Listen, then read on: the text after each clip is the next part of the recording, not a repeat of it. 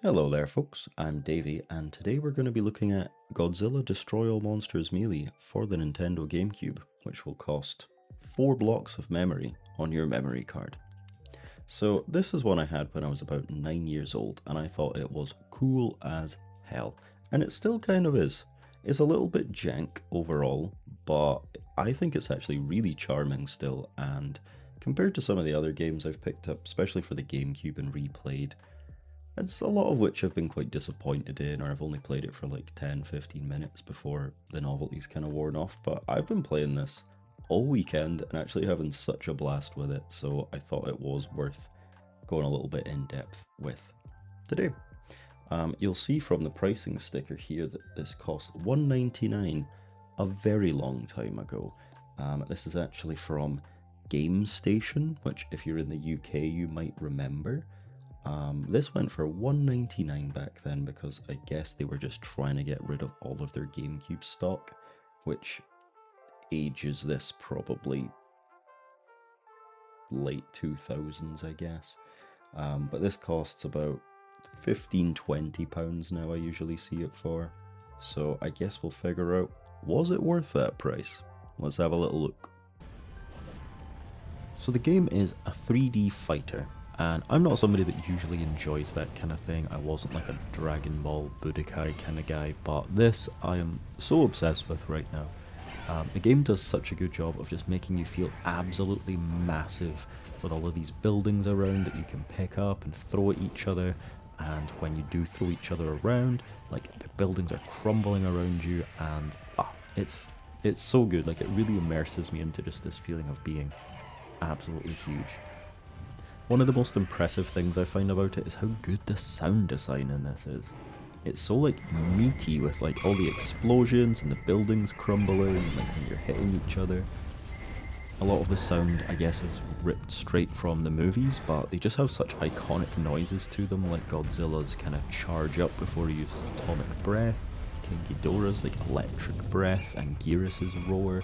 There's so many that I'm vaguely familiar with from the movies, but it is just captured so well, and it just sounds so cinematic when it's all put together. It's really impressive for being a game of this age, and I think in that regard actually really stands out compared to a lot of other GameCube games. So there is a story mode in the game, but the gameplay doesn't really follow it much. It is just an excuse for you to fight a monster essentially. But the plot is that some super intelligent aliens have come and they want to take over Earth, and to encourage everybody to comply, they have used some kind of mind control on all of the monsters on Earth and are forcing them to attack everyone. And your chosen monster for your playthrough is the only one that managed to break free of that mind control, and its job is to just beat the ever-loving crap out of all the other monsters. Not necessarily to like save the day, I don't think, because you're destroying the cities also and probably killing a lot of people as you do so. But I guess you're the good guy in that regard, and then you fight like 5 or 6 monsters, and then you'll be beamed up to their mothership, which is my least favourite map by far actually, and then you will fight either Mechagodzilla, or I think if you're playing as Mechagodzilla, it will make you fight Mecha King Ghidorah instead. The adventure mode takes about, I'd say 25 minutes to get through, and that's how you unlock the other monsters in the game.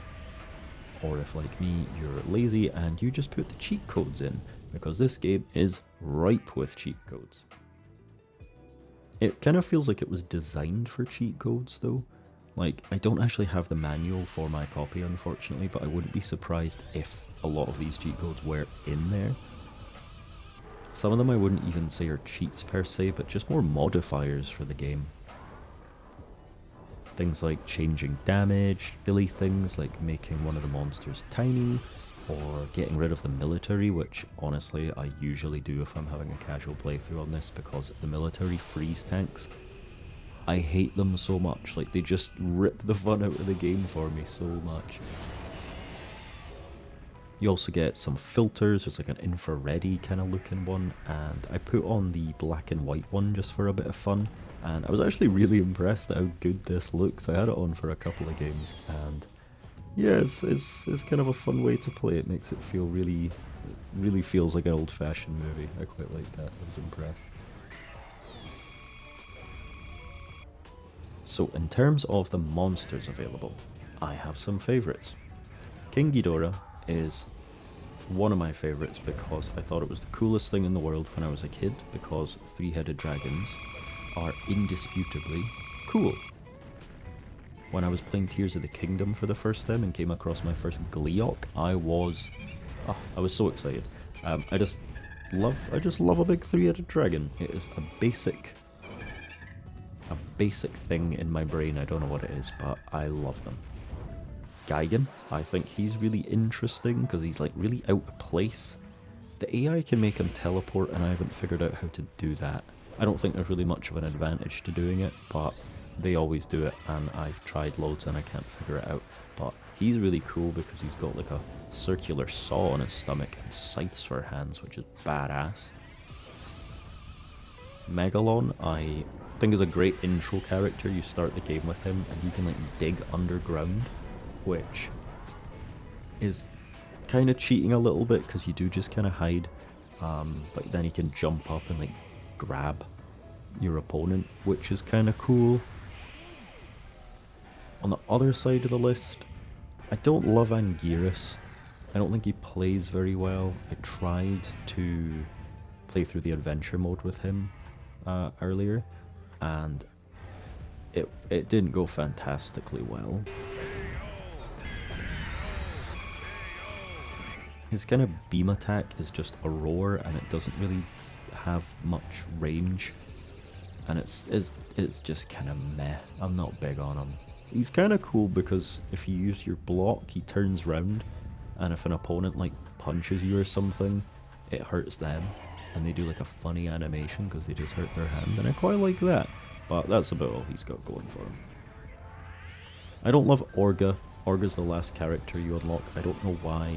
Even as a kid, I was really disappointed with the design of Orga, which, I don't know, like, it's just a weird turtle that does stuff with its shoulder. Like, I don't know, I didn't find it that interesting. And the worst of all is Destroyer, in my humble opinion. I think it's just over-designed. I think the way it plays in game is just bull. Like, it's just got too much going on. It has this like insane like laser horn attack that's just like a base attack for it, and it's got so much range, especially when I was playing as Anguirus. Like, you just can't get close to him, and just everything, he's just ridiculous. He's ridiculous, and I hate him. And if you play this game and you're like, oh my god, Destroyer's really cool, I'm a Destroyer main, then you shouldn't be allowed to vote, frankly. Rodan's also really cool. I quite enjoyed playing him. He feels a little bit different from the others.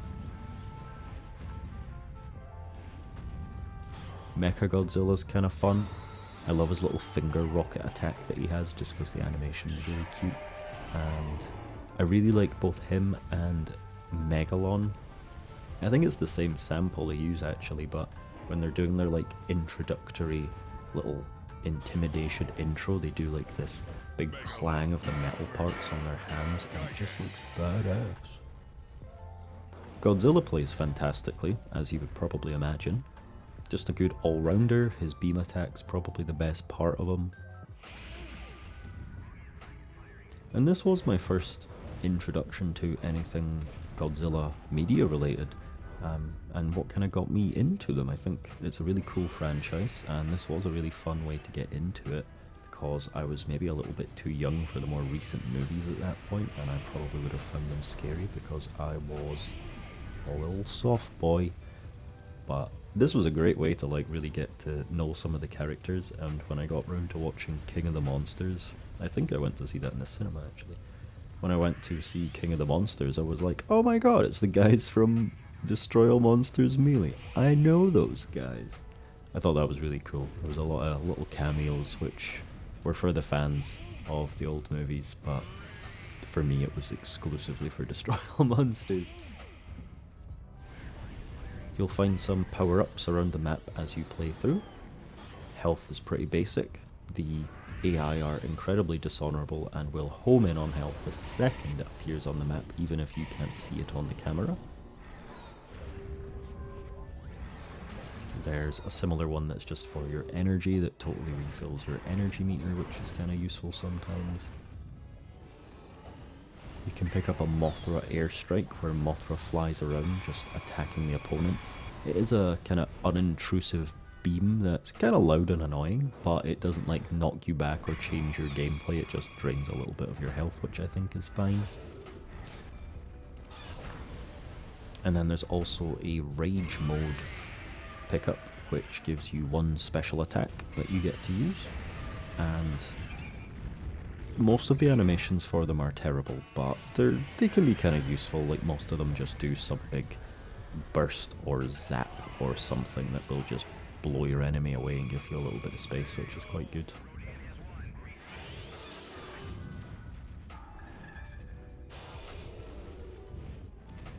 In terms of all of the game modes, there's really not a lot to talk about. The adventure mode is fine if you want to play through with one character and just do a bit of a run, which is quite fun. The versus mode just makes for classic 2 out of 3 battles, which is good. That's kind of the one you'd go to if you've got a friend round, I'd say. The other modes available are fine, but nothing too special. The versus mode's just your classic best 2 out of 3 fighting game stuff. That's the one I'd chuck on if I have friends round. Destruction mode kinda sucks. Like, the basis is not to attack each other, but just destroy as much of the city as you can, which I don't find particularly fun. Like, you can still attack each other to like stop each other from destroying stuff, but I just found it not particularly fun. Like, I'm playing a fighting game for the combat. So it's kind of basic, but like, I don't think it needs anything much more. It does what it says on the tin. It's a fighting game, and I don't think every fighting game needs a volleyball mode. It's fairly easy to pick up and play. I would honestly say games like Street Fighter and Mortal Kombat are more complicated than this. Just the fact it's 3D makes it a little bit more variable around the map, I guess, but generally speaking it's pretty easy going. It's just a bit of big monsters fighting each other fun, and I'm really into it. I've only ever played the Gamecube version of this game, as it was later released on the Xbox original with a little bit of tweaking and an extra monster in there.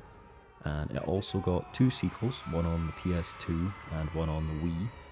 And I believe the PS2 one's meant to be quite good. I've not heard good things about the Wii at all. There was one that came out about a decade ago on the PlayStation 4, and it was so bad that it got delisted not too long after it came out, I don't think. I remember one of my friends showing me it because we had grown up playing Destroy All Monsters together, so she had bought it for like a $5 and we jumped on to play online, and there was literally 2 people playing online. Like, literally 2 people. And we tried leaving and going into different games, and it just kept taking us back to the same match because it was the only one we could join, and it was just these 2 dudes who, I guess all they did was play this game, and then some third person would pop into the game, and then they both stopped fighting just to like wail on us, and then just go back to their own fight. That game honestly made Destroy All Monsters look like a masterpiece in comparison. It had a lot of monsters as options, which is really cool, but it was just not good. It was just not good.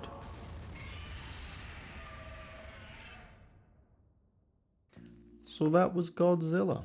Have you played this game before, I'm wondering? Have you maybe played this on Xbox or one of the sequels?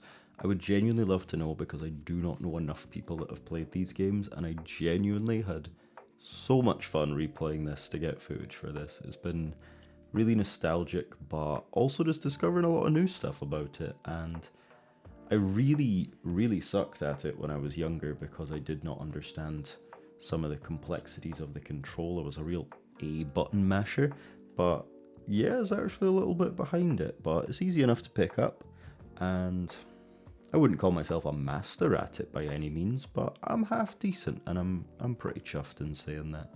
But please do let me know if this is maybe something you've played. I would love a little bit of feedback for this video, or maybe any future games you'd like me to just have a little chat about. I'm quite new to YouTube, figuring myself out a little bit here, and I'm having a lot of fun just learning video editing and game capture, and it's just been really educational and fun. But I'd really love to do this doing more Gamecube games especially, which is just something I'm really passionate about and enjoy, and I have a little bit of a collection, and I think this would just be a great excuse to just really dive over my old collection, and just an excuse to sink into them a little bit more, rediscover them in a little bit more detail, and just have a little bit of fun going back to the old stuff. But yeah, other than that, have a wonderful day. Say something nice to somebody and stay hydrated, I guess.